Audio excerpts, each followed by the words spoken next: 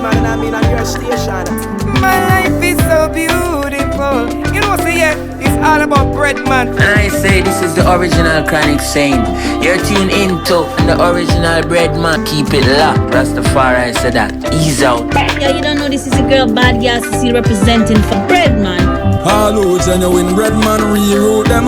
And all who are touch, we mute them. Them no smoke, them no sick, them no have pink eye, but them yeah in red. Yeah man, Breadman. We're better than everything. All Steadman. I didn't realize the aftermath. Like, there's something domino all over in the Johnstone. There was rebellions popping. They talk about Morant Bay Rebellion, but it was like a whole week of rebellion. Yeah, because it wasn't one. Everybody's struggling. It wasn't one man struggling. Remember, the whole people are struggling. So it didn't go and spread like wildfire because it wasn't. Like I said, it wasn't one. It had brewed for a long time before that day. Yeah, but it wasn't one man struggling. Yeah. So when a man find out say you can rebel, a man I say them and I'm gonna rebel too. And that's why them fight against rebellion. So I was saying to you, which is about we should know, I am getting information, that's why the JD at the force, the police force and defense force was here to force and defend with the authority of the Queen to make sure say that don't happen again. And it's interesting because I mean we love history.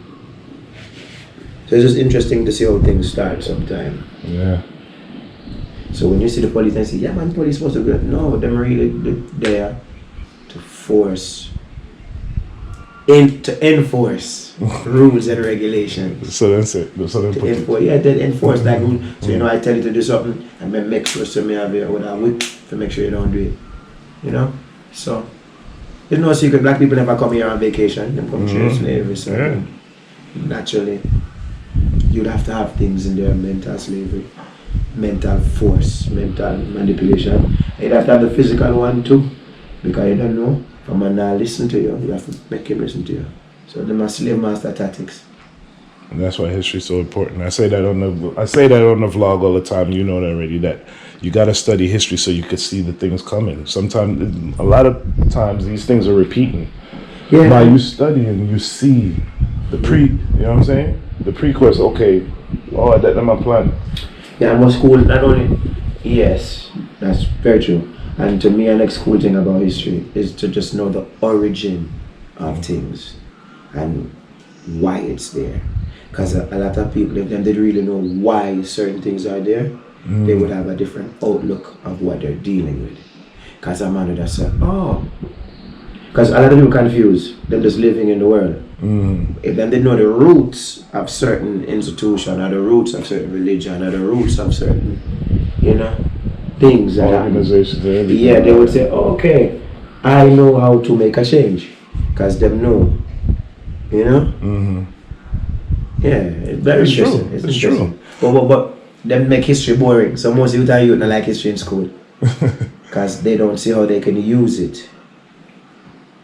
Yeah? I think, just like you said, they make it boring because I've spoken history to people many times and I could see how engaging it is. I remember the first, just so you talk about institutions, I remember the first time I told this young lady about how Planned Parenthood in the United States, the origination of Planned Parenthood, and she never knew that. A lot of women don't know that this is an organization that was actually implemented to reduce the population of black people.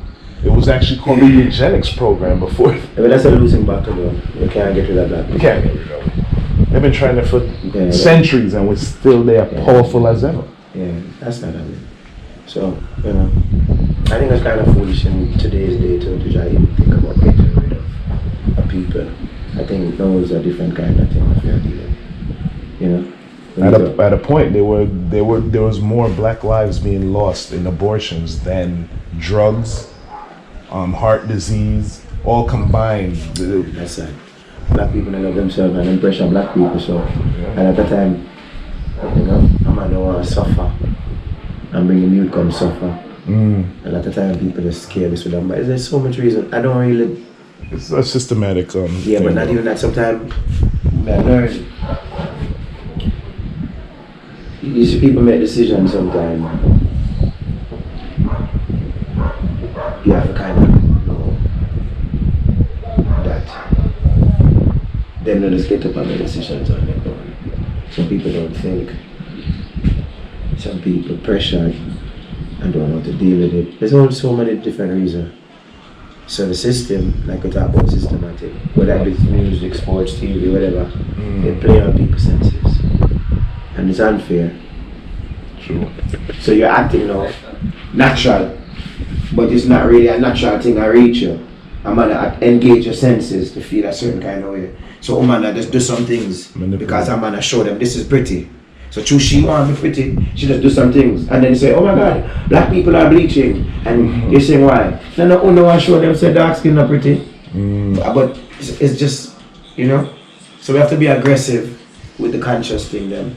Just as all the people are aggressive with the other thing then. Yeah, that's true. my opinion. Okay. Yeah. But that's just a little knowledge discussion. We'll come back on the other side, alright?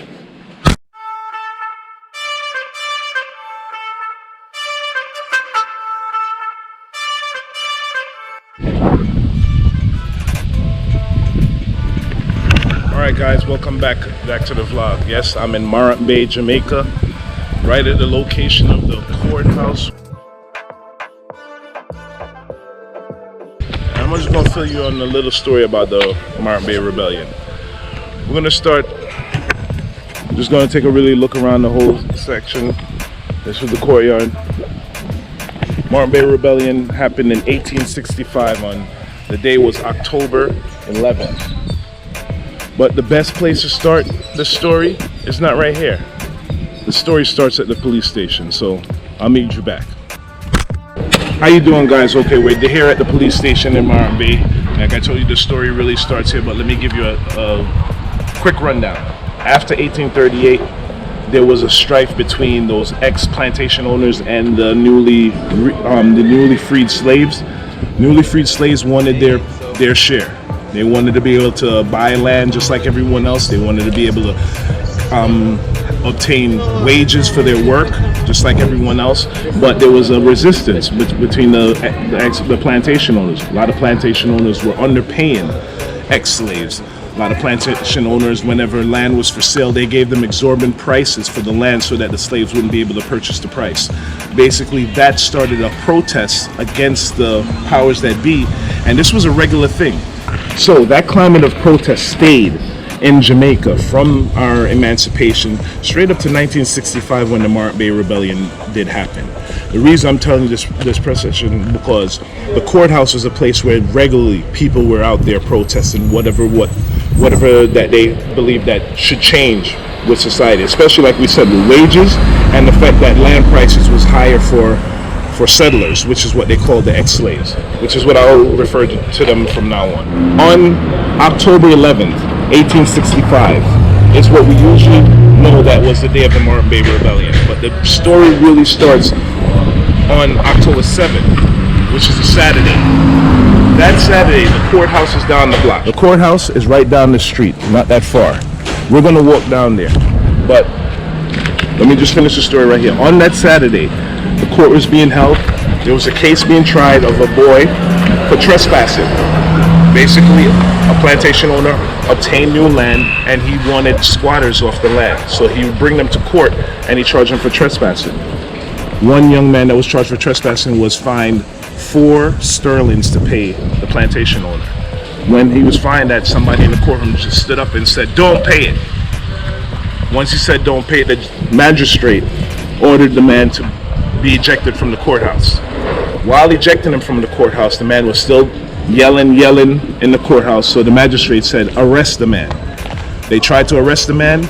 A lot of the protesters that was in the courtroom at that time actually aided the man with getting away from the authorities. He was able to exit the courthouse and away from authorities. But while he was in Morant Bay, still that day, some police officers seen him in Morant Bay and tried to arrest him again. The crowd seen this and then they went up on the police officers, about 3 police officers. Police officers got beaten. One of them got away from the beating and ran back to the courthouse. The man subsequently fled into Morant Bay and they didn't catch him that day. The police officer that made it to the courthouse then told the magistrate that they were just accosted outside and the man got away. And the magistrate said who was involved, and he gave them a list of about 25 names, but one of those names was Paul Bogle. And this is the reason, this is the whole catalyst of what happened. That was the Saturday. Sunday, there was no court. Monday, the warrant was out for Paul Bogle's arrest. So Monday, officers went to Stony Gut to go apprehend Paul Bogle, which they found him alone. And when apprehending him and trying to bring him out of Stony Gut, the people of Stony Gut corralled them again, and then they even took those officers hostage because they were in their custody for a full day. They released them on the Tuesday and told them to come back and tell the magistrate that Paul Bogle is coming down here tomorrow. That story of Paul Bogle coming down to the courthouse the Wednesday, which is October 11th, the day that everybody know as when the rebellion started. Paul Bogle's words that he's coming to Morant Bay on the 11th spread. People from Johnstown knew. People from Bath knew. And they all started to converge on Morant Bay on that day. The story is mostly known about the march from Stony Gut to Morant Bay, but there were people marching from different directions. They came into this town all different directions. Right. We have to make that clear. The magistrate now, he anticipated that there was going to be trouble, and he sent for basically backup, and the only backup that he had at that time was they had a regiment of militia that was in Bath that came down to help them guard the courthouse. These men were not trained men. They actually learned how to even shoot a musket on their way from Bath to Morant Bay. They weren't trained on how to reload quickly and all that. These were inexperienced men that they had guarding the courthouse. The story comes to where we're at this police station. The group of people that was coming from Stony Gut, they actually stopped at this police station first. Johnstone and Bath, they're coming from west of the town, but those people from Stony Gut, they stopped here for the sole purpose of getting arms. There was only 3 police officers guarding this police station. They were able to get a lot of the guns. They got all the guns that was out here, but the bullets were locked up, so they didn't get any bullets. Empty muskets. Empty muskets. The crowd got whatever they could. They came here, they already had cutlasses, they had sharpened sticks. They did beat up some of the police officers again when they came here, but after that they went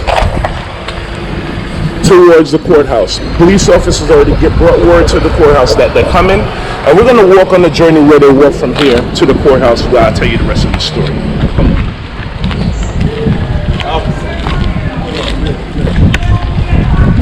So this is basically the journey, the march.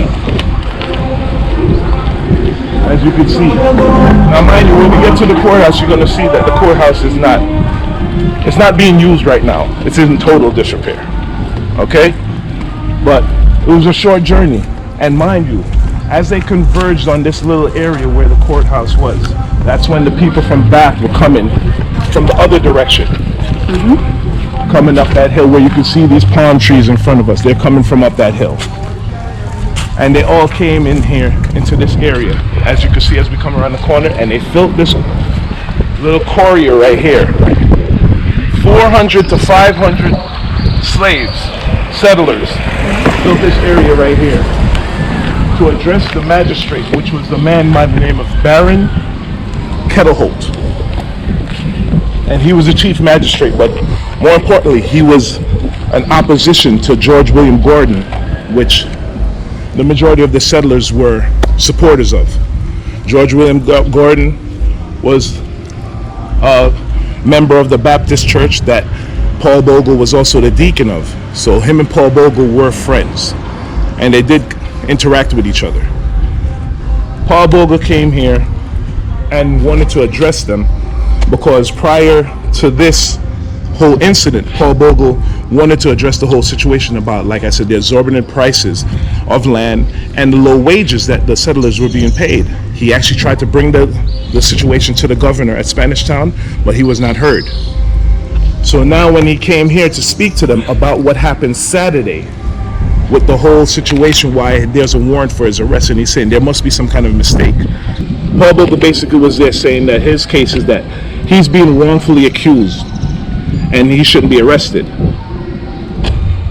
The chief magistrate standing up here did not want to speak to him and tried to go back into the building.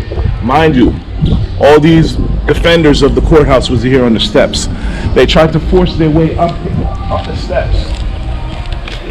And while forcing their way up the steps, mind you, 400 people against about 20 men. The 20 men had guns. The 400 people had sticks and machetes and empty guns.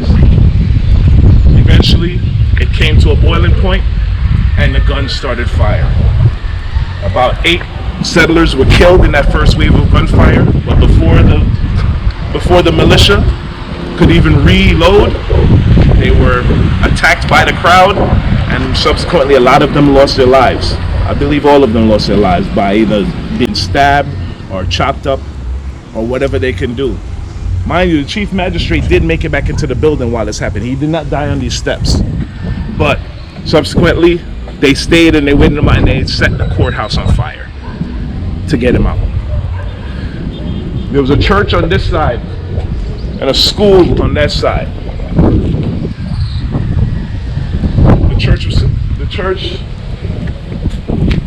I believe the school caught on fire first, and the school caught the courthouse on fire. Some people even jumped out the back of the courthouse and tried to make it down. If you could see right here where the sea is right now. Just talking about Paul Bogle. So if you could come up here, we could see the sea.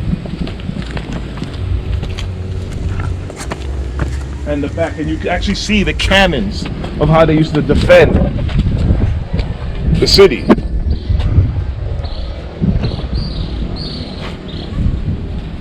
All right. Some of the people, they escaped through these little back ways right here. Some of these magistrates actually made it, but Chief Magistrate Baron Kettleholt, he died that day. Now, this whole incident is what we know as the Morant Bay Rebellion. And that incident, it didn't really end on that day, but that's the day we always talk about, because subsequently for the rest of the week, estates all around St. Thomas were sacked and pillaged. And some, I believe there was still some overseers that settlers didn't like from before, that they were subsequently killed also. All right, so to finish up, the Morant Bay Rebellion, like I said, was on October 11th, 1865. Subsequently, after that, there were warrants, and the Queen of England, she did send troops to back up the governor of St. Thomas, and troops came in, and a lot of people died after that.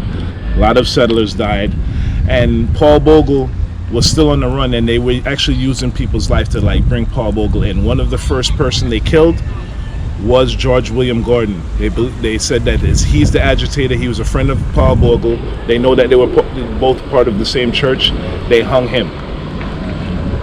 Paul Bogle subsequently, he got set up by our own Maroons, because if you don't know, I'll try to do some history on the Maroons, but the Maroons were some of our first settlers that actually fought for their freedom and actually gained their freedom by gaining a treaty that they were to be left alone. But part of that treaty stated that if any runaway slaves came to them, that they would turn that runaway slaves back over to the slave owner. And I guess they used that part of the treaty where they set up Paul Bogle, and they told him to come to them for sanctuary, but when he came to them, they turned him over to the government. And subsequently, Paul Bogle was hanged right here.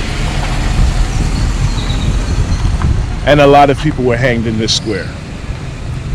And I remember as a child, I left Jamaica as 1985. As a child in primary school, they gave us out into this place, and they told us about, they found bones back where I just showed you the cannons, and then I even showed who those bones belonged to. Those bones could have belonged to the slaves and the people that they hung that day, because that's a lot of people that you're killing, and where would you bury all those people? Usually when those things happen throughout history, mass executions, they're usually buried very close to where they're executed. So that's just my speculation of saying that those bones could have belonged to the people that were executed that day. But that's the story of the Morant Bay Rebellion. And I hope you guys understood. I hope you guys learned something from it. And I just want you guys to stay tuned. Keep it locked on the Breadman, Leon the Breadman TV channel. And don't forget, give me a like, a share, and a subscribe. And don't forget about that bell, because that's the only way you're going to find out about my future vlogs. Alright? See ya. Hey guys, I couldn't leave this part out. Little fun fact about Paul Bogle. The image most commonly known of Paul Bogle, the image even printed on Jamaica's money, the image I allocated to be reprinted on new monies coming out for Jamaica. That image is not Paul Bogle. I'm not sure why that image was used when representing Paul Bogle, but as you could tell with the story, in 1865, slaves that were free weren't in the situation or in the predicament where they can have portraits even made of themselves, or even if they had the money to do so, wouldn't logically do that, because there was much more important things to do with their money at that time. They were just gaining their freedom. So I don't believe there was a portrait of Paul Bogle available for us to use, and someone, when Paul Bogle was named a national hero, someone decided to use this image that we now know as Paul Bogle as a representation of Paul Bogle, which was false. And that image does belong to a man by the name of Thomas Jennings, another very famous African American. He's credited with inventing the technique of dry cleaning. So that's just another little fun fact about Paul Bogle. The real image of Paul Bogle we don't really know, but what the man represents we do know, and I believe that's much more important than what he looks like. So let's celebrate the man, not the image. Breadman, make up yourself your life, is not a dead man.